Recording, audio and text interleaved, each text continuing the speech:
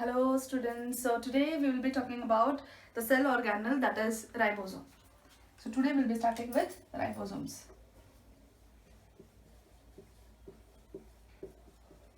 Do you remember where we have done this already? We have not done completely about ribosomes, but we have studied a little bit about ribosomes in case when we were doing endoplasmic reticulum, right? Do you remember that? See, there are three peculiar things about ribosome. First of all, very important part of ribosome or very important characteristic of ribosome, it is found both. It is found in both prokaryotic as well as and eukaryotic cell. Where do you find it? You will find it in both prokaryotic cell as well as eukaryotic cell. This is one of the important character of ribosome, because you know that prokaryotic organisms are those organisms which actually do not have any organelles which are membrane bound. That means ribosome is also do not having any kind of membrane. So the second peculiar thing about ribosome, no membrane bound. It has no membrane. Now chloroplast is having double membrane, mitochondria is having double membrane, right? So nucleus is having membrane. Every organelle will have membrane, but this ribosome is not having any kind of membrane. So that is the second peculiar thing about ribosome. And the third peculiar thing is, we all have studied from 7th standard. We know that the name given to ribosome, we used to call it as protein factories of the cell. Why do we call them like this? Why they are called protein factories? Because they help in what? They help in synthesizing proteins. Synthesizing proteins, right? Where have you studied about this protein factories? Where we have studied about the synthesizing proteins? In case of molecular basis of inheritance, in that chapter, if you study translation, there we have seen that proteins have been produced, with the help of mRNA and with the help of ribosomes, right? So that is why we call them protein factories of the cell. So whatever protein is produced, it is produced with the help of ribosomes. Is this things clear? So this is the basic and the crude knowledge what we have about ribosomes. Still more things have to be done, right? So this is the thing. Now the question arises, like, who was the first scientist who termed this term ribosome? Who termed this ribosome? Who termed this? Who coined the term ribosome, or who termed it, or who coined the term? What you can say? The scientist who coined the term ribosome was, the scientist's name is George Palade. He was the one who actually termed the ribosome. Okay, this is the scientist. He was a scientist. And then these are the peculiar and the three important characteristic of ribosome. And then next, what we need to study about ribosome. If you have noted down this much, we'll move forward.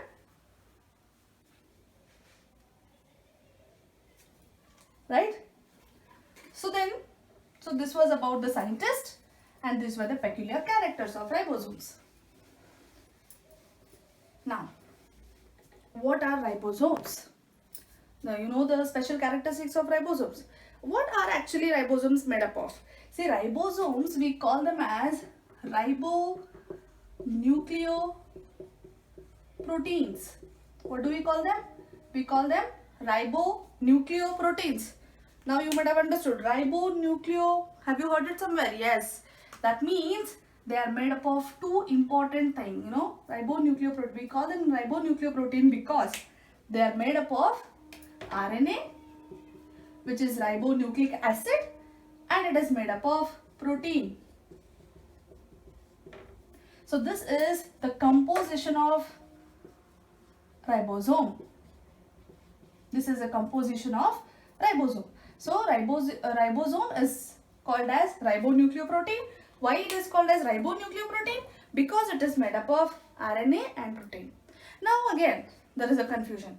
RNA, we have different types of RNA. We have mRNA, we have tRNA, we have different RNA, another RNA. That RNA, see, mRNA is messenger RNA, where you have studied again in protein synthesis. tRNA, transfer RNA. Again we have studied it in protein synthesis. The other one what is remaining is rRNA. And what is that R means? R का मतलब है ribosome. R andre enu? R andre ribosomal RNA. That is why. So ribosomes are made up of RNA and protein. Which RNA?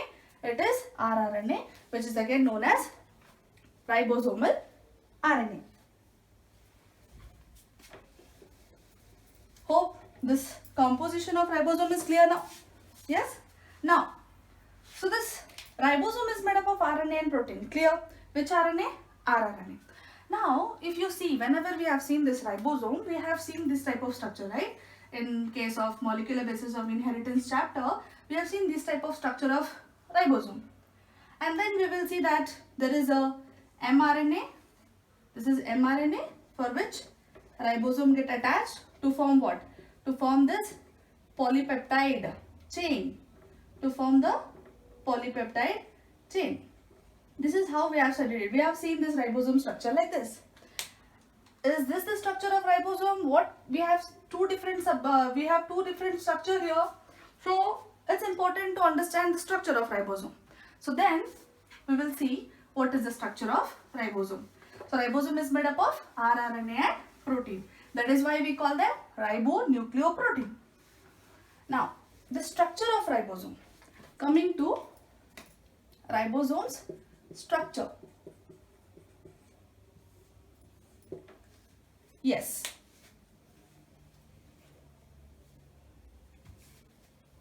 Yes, the structure of ribosome. See, it has two subunits. It has two subunits. One is larger subunit and the other one is smaller subunit.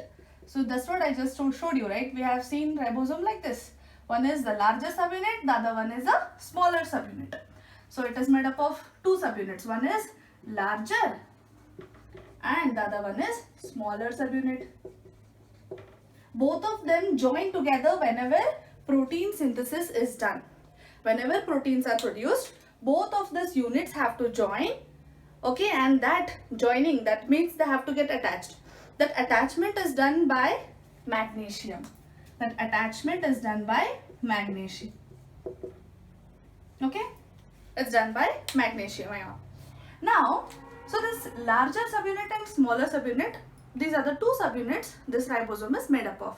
And you know that the composition of ribosome is what? It's rRNA and protein. Then obviously larger and smaller subunit will have what? rRNA and protein. This much we know it. Now, though this is the two subunit. The one is larger and the one is smaller. Okay. Now there is another thing what we need to understand. So this much you just remember. The next thing what we need to understand.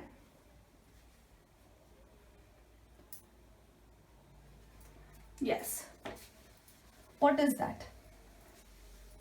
So usually, practically if you think about ribosome, earlier only we have studied about ribosome. That's what I told you. In case of endoplasmic reticulum, we have done that. So after that also, we have studied that. We have cells like prokaryotic cell as well as what? Eukaryotic cell. And in this two, prokaryotic cell and eukaryotic cell, we have studied that ribosomes are different types here. Prokaryotes will have 70S. What about eukaryotic? In eukaryotic cell we have 80S. Now, what is this yes? You people know that yes means what? We call it as Svedberg's unit. There is another name for this yes, and that another name is sedimentation coefficient. Yes, what is the other name? First one is Svedberg unit and the other name is sedimentation coefficient. See, both are the same. I mean Svedberg's unit because of based on the scientist name, they have given Svedberg unit. But what actually the sedimentation coefficient or why we call it as yes? See, whenever we we need to differentiate or we need to separate the cell organelles from a cell, what is the process done is centrifugation. what we do, we put all the solution whichever is required, and then we put the cells inside that solution and we keep it for centrifugation. Centrifugation process means continuous circular motion will be taken place, and then what will happen, the cell organelles will be differentiated or they will be separated out. Now based on the density and based on the size and density, you can say sedimentation will happen after some time. What is sedimentation? Sedimentation means what? When it has larger size or if it is having more density, the settlement will happen ultimately in that solution. The settlement will happen at the below. So that settlement, based on that, how fast the subunits are getting settled, based on that they have given this yes. So when we when we keep both of the cells, both of the ribosomes in the centrifugation, this is heavier and this will get settled down fast. This is quite lighter than that and it will get little bit later. Is this clear? This is very much important. Sedimentation coefficient is nothing, it's not an SI unit. It is a non-SI unit. SI unit, it's not math here. It is non-SI unit based on the sedimentation process, how fast the ribosome gets sedimented. Based on that, they have given different numbers here. Clear? Okay. What we have understood till now, we have understood that prokaryotic cell will have 70S ribosome, and then eukaryotic is made up of what? It is having what? Eukaryotic cell will have 80S ribosome. So I told you what is S. S is what? S is sedimentation coefficient. That means when you centrifuge, at what rate that ribosome particle gets sedimented, based on that it is given number as 70 and 80. Now I told you that ribosome, it is having two subunits. Then obviously this prokaryotic ribosome will have two subunits. Eukaryotic ribosome also will have two subunits. So here, and which are those subunits? The subunits are larger subunit and smaller subunit. So here in 70S you have two subunits, larger and then what? Smaller. So here again the competitive question will be asked based on this. The 70S ribosome is a prokaryotic ribosome, but the larger subunit and smaller subunit, what is the sedimentation coefficient? Here the larger subunit for this is 50S and here it is 30S. Now again, don't get confused. 50 plus 30 should be 80. Why it is 70? It's not maths here.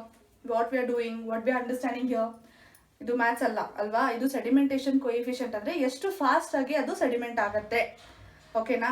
So if it is 50, that means ಇದಕ್ಕೂ compare ಮಾಡಿದ್ರೆ ಇದು heavy ಇದೆ, ಬೇಗ settlement ಆಗೋಗುತ್ತೆ, sediment ಆಗೋಗುತ್ತೆ. ಇದ್ರದ್ದು ಲೇಟಾಗಿ sediment ಆಗುತ್ತೆ.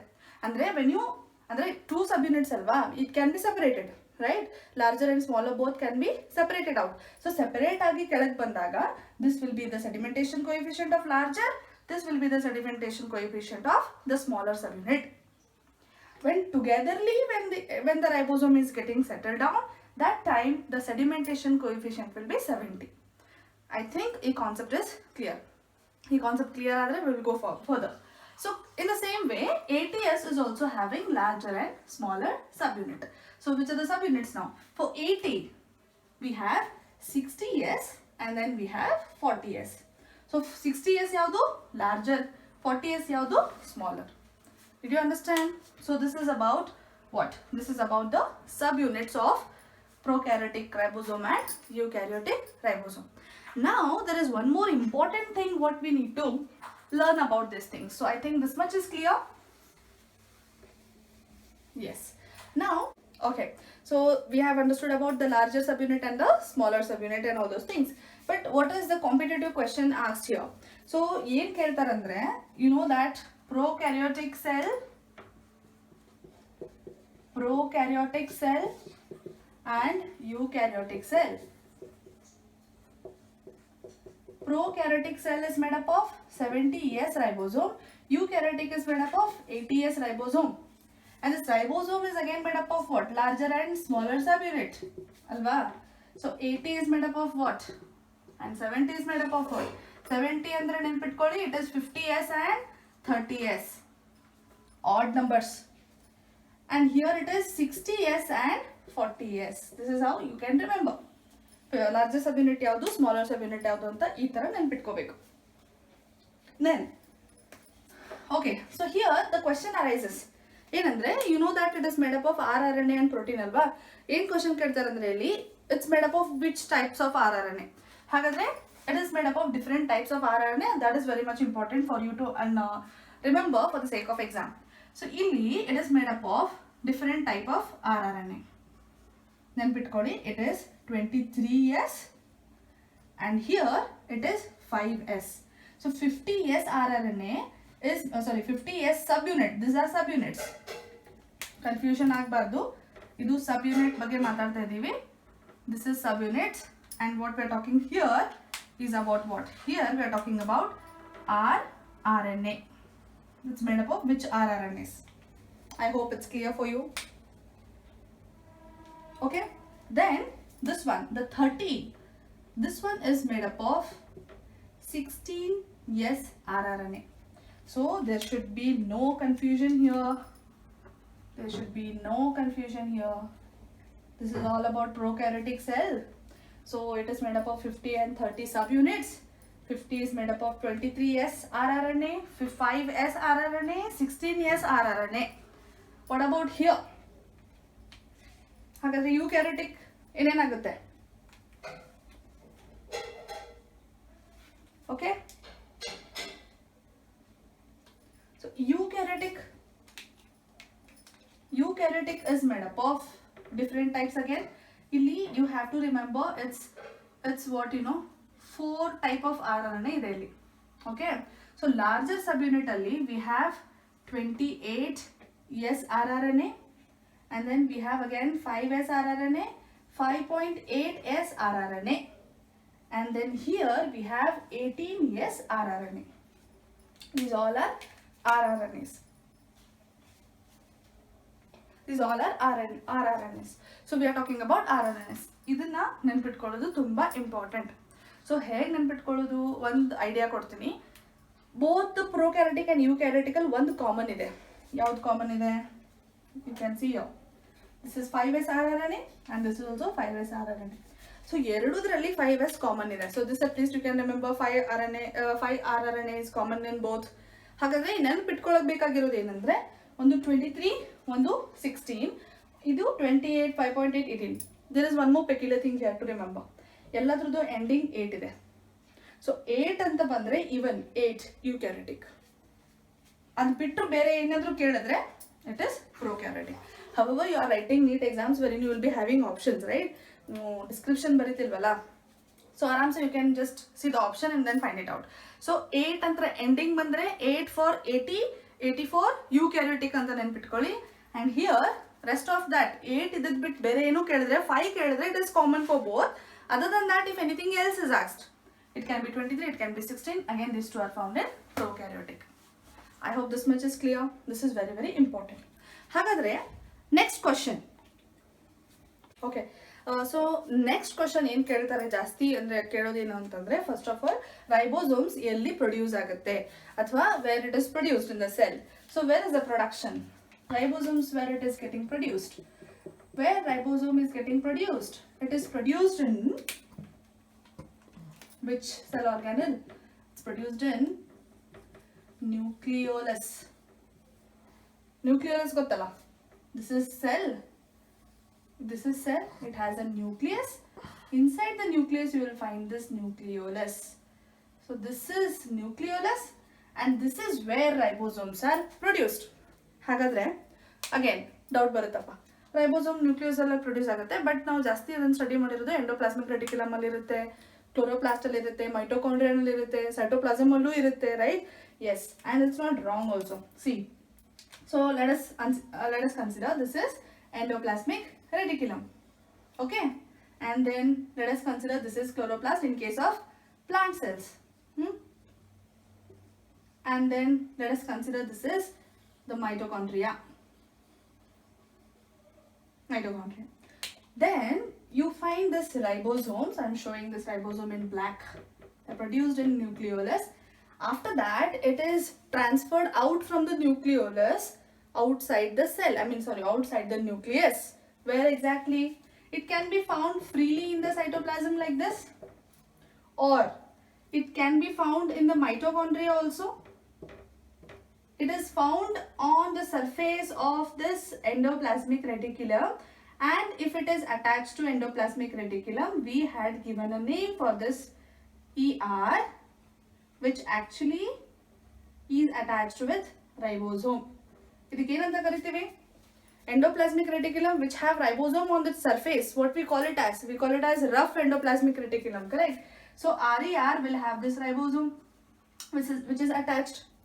Chloroplast, in case of plants, we have studied ribosome irutte. Yes, in chloroplast also we have this. Okay, so then we also have it in mitochondria, right? So what you can understand here?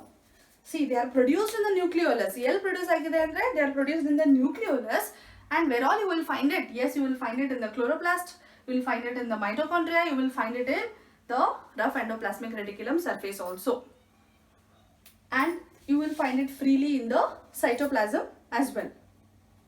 Is it clear?